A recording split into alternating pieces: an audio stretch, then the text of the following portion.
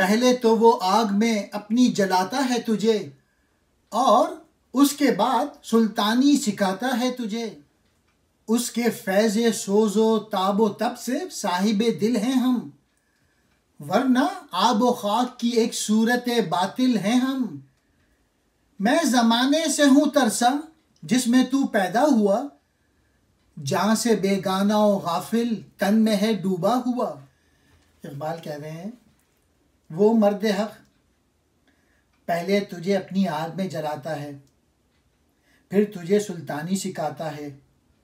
गोया जब बंदा इश्क की आग में राख हो जाता है, सोज़ इश्क से सरशार हो जाता है, तो इस खालिक के सिवा दुनिया और माफिया से बेनियाज हो जाता है। और यही बहुत बड़ी सुल्तानी है। हम सभी इस मर्द हक के सोज़ से साहिबे दिल हैं, वरना हम आबोगिल के बातिल नक्श हैं।